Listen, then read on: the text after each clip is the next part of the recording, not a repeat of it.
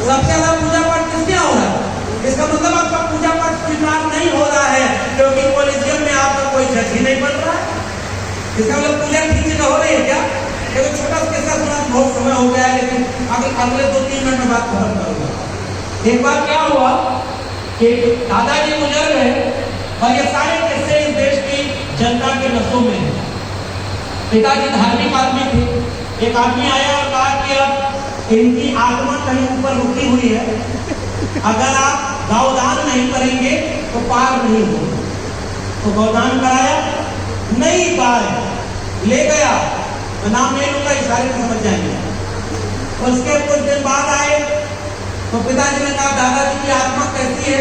कहीं ऊपर बहुत मजे में है, गाय जब से गई है खूब दूध पी रही है उनकी आत्मा।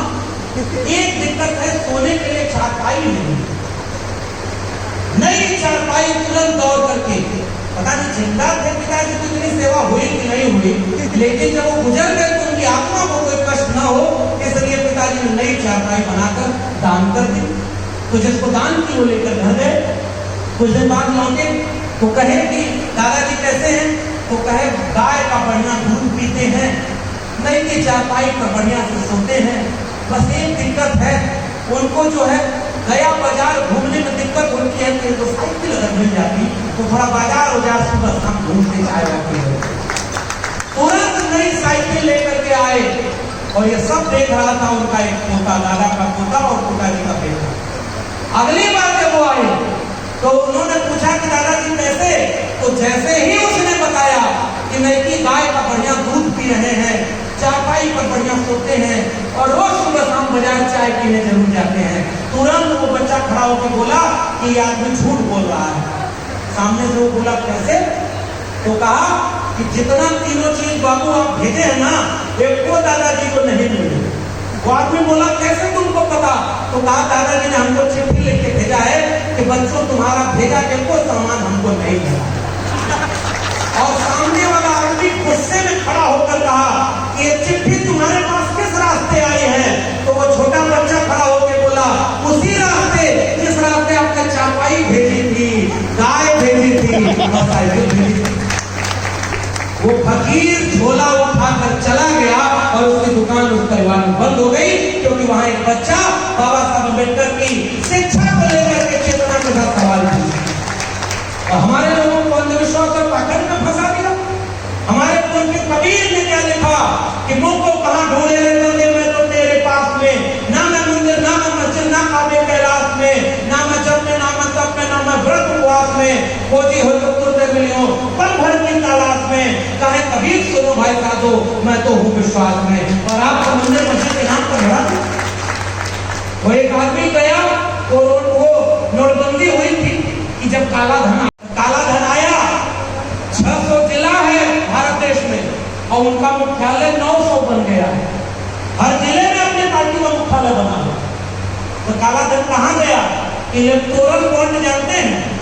अब बाकी उसके बारे में पता लगाइएगा कि फकीर ने अपने झोले में क्या क्या भर लिया। तो जब नोटबंदी हुई तो एक आदमी गया, पुरानी वाली नोट जमा कर नहीं पाया तो सोचा दान कर दे, धक्का धक चढ़ाने लगा, ये 500 ये 1000।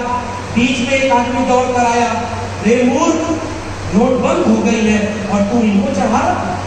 वो आदमी कहा धीरे बोलो, तुमको पता है कि नोट बंद हो गए, हमको पता है कि ये नोट बंद हो गई, भगवान को थोड़ा पता है कि वाली नोट बंद हो गई।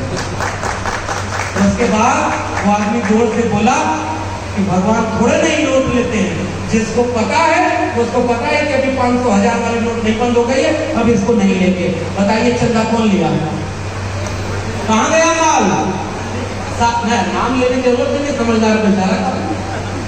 भाई हमारे तो एक पंडित राहुल सांकृत्यायन भी थे, डॉक्टर राम मनोहर लोहिया 90% से नहीं आते थे, वो समर्थ थे और नारा दिया कि रोटी कपड़ा सस्ती हो और दवा पढ़ाई मुफ्ती हो, और शब्द क्रांति के साथ समाजवाद का नारा देने वाले लोगों को हम अपना नायक मानते हैं। ये बीपी मंडल की तस्वीर है और मंडल कमीशन को लागू करने का काम किसने किया? विश्वनाथ प्रताप सिंह ने काम करने का किया और वो समर जाति से आते थे। अर्जुन सिंह ने किया, लड़ाई लड़ी थी शरद यादव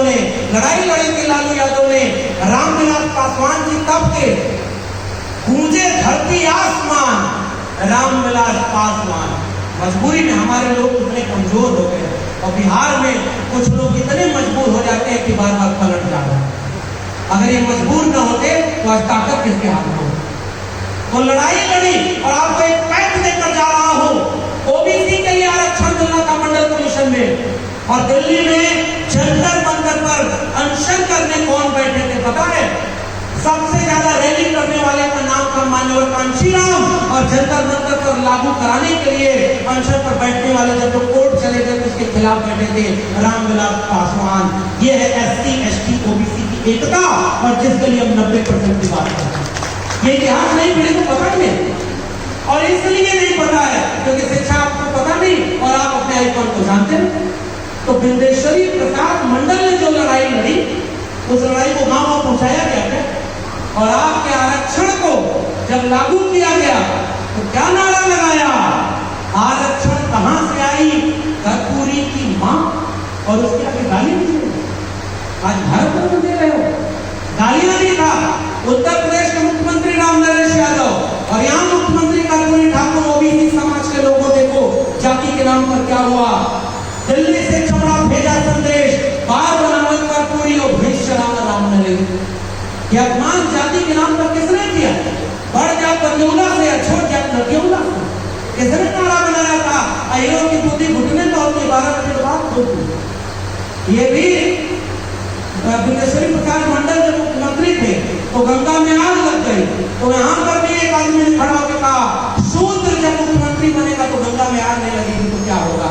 डीपी मंडल खड़े हुए कहे कि शूद्र मुख्यमंत्री बना है तो गंगा में आग तो लगी है तेल मिलने से, लेकिन तुम्हारे सीने में जो आग लगी है उसको मैं और भड़काऊंगा जब तक 90% कमेरा लोगों को उनका अधिकार, सम्मान और हक नहीं दिला सकता।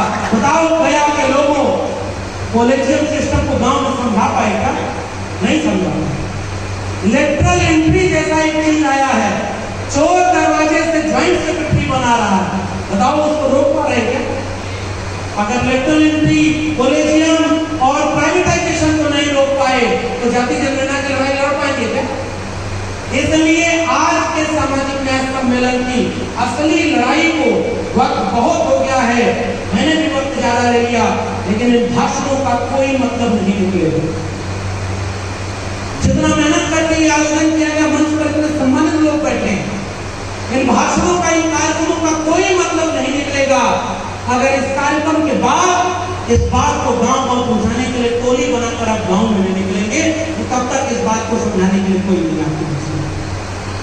सामाजिक न्याय आंदोलन मंच रिंकू जी और इनके साथी चलाते हैं, गांव गांव में सम्मेलन करते हैं और उनका आदमी गांव में कथा करने आ जाता है और हमारा आदमी संविधान की कथा करनी शुरू कर देता है। संविधान को गांव गांव पहुंचाना होगा। इसलिए आज आप भी अपने जीवन का कीमती समय निकाल कर यहाँ आए। मैं आपसे गुजारिश करने आया, 3 बातें केवल लेकर जाइए। प्रोफेसर की डायरी पढ़िएगा। क्यों? ताकि कलम और किताब शिक्षा बचाने की लड़ाई को आप लड़ सके, आने वाली पीढ़ियों को गुलाम बनाने से बचा सके। इसके लिए पहली लड़ाई शिक्षा को बचाने की लड़ाई, और दूसरी लड़ाई lateral entry, collegium, media. Media में हमारे लोग हैं क्या? विश्वविद्यालय में कुलपति हमारे लोग हैं क्या? अगर हमारे लोग वहां नहीं है तो हमारे लोगों को हिस्सा मिले, इस बात को पहले समझाना होगा गांव गांव। तब तीसरी, बीमारी का पता जब चल जाएगा तो इलाज कराने की दवाई देकर आइएगा। और आज के दौर में दवाई एक ही है और उस दवाई का नाम है जाति जनगणना। जिसकी जितनी संख्या भारी उसकी उतनी हिस्सेदारी। आज का आयोजन से तभी कामयाबी मिलेगी। मैं आपसे जाते आते गुजारिश करूंगा कि यार मक्तल से बहरहाल गुजरना हो। बहुत शानदार बात कही थी अली अनवर साहब ने, उसी बात को आगे बढ़ा के अपनी बात खत्म कर रहा हूं कि यार मक्तल से बहरहाल गुजरना होगा। बच गए हम तो किसी और को मरना होगा। बच गए हम तो किसी और को मरना होगा। अगली नस्लों को तबाही से बचाने की खातिर जो भी करना है इसी नस्ल को करना है। इसी उम्मीद के साथ डॉक्टर राम मनोहर लोहिया, बाबा साहब अम्बेडकर का समाजवाद, अम्बेडकरवाद कर्पूरी ठाकुर का न्यायिक आंदोलन, जगदेव बाबू की शहादत, महाराणा राम स्वरूप वर्मा जैक्सन कमीशन, लालू प्रसाद